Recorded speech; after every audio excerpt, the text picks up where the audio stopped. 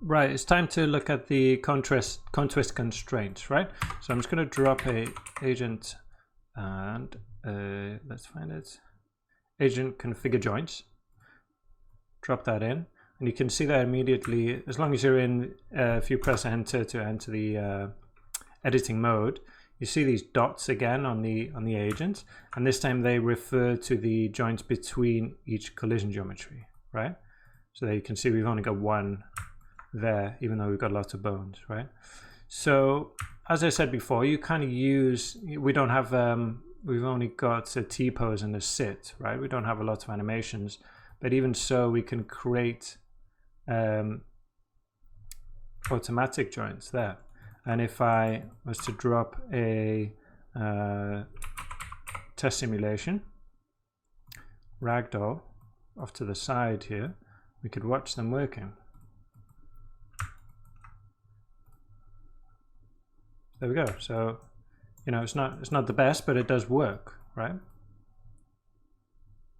So what I want to do in this video, before doing all of the constraints, is just talk about them in detail and how to solve problems and set them up properly. Okay, so I'm going to delete all of these. Well, just delete all of them actually, and we'll just start with the head. Okay, and we're going to click on that and press W to go into my wireframe and just take a look at what we've got. So we've got this cone, which means that the this joint can move within that shape. Okay, and then we've got these twist, these kind of vector trails, I suppose you would call them, to indicate how much this can spin around, and then the up vector. So this up vector always needs to be in between these two. Okay. And then the joint always needs to be within this this cone.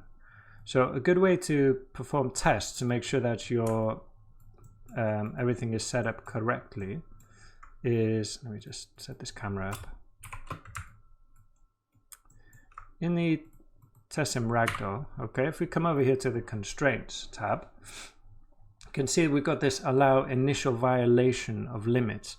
So if anything is out of the bounds of the, you know, where it should be, this will allow that to happen. But if I turn it off, you can see in our setup now nothing's happening. That's because they're set up correctly.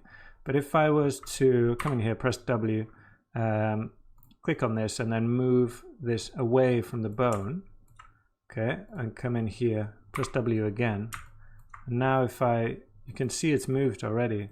So when I turn that off, it jolts and pushes the bone within those limits, right? So, you know, when you're simulating, you can have this turned on, which makes you think, why can't I, you know, put these wherever I want?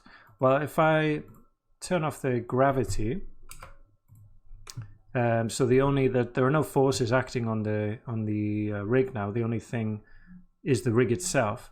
So if I press play now, you'll see naturally, even with this turned on, the rig's natural relaxing pose is to be within those limits. Okay, so it's important to be aware of that.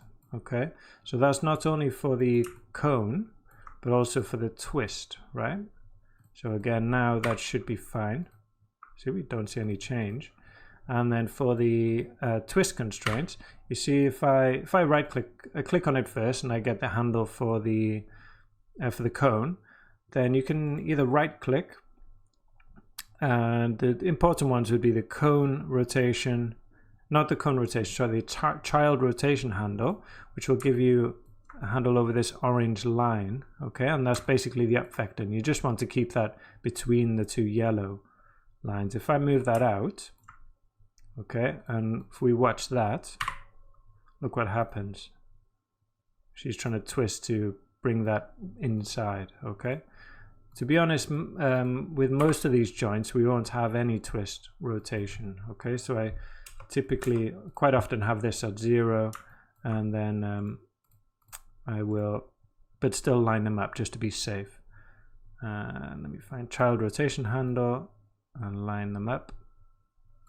Okay, and then now we shouldn't see Yeah. Perfect. Okay, so we'll start from there with this, and we'll add one joint for each of these dots in the next video.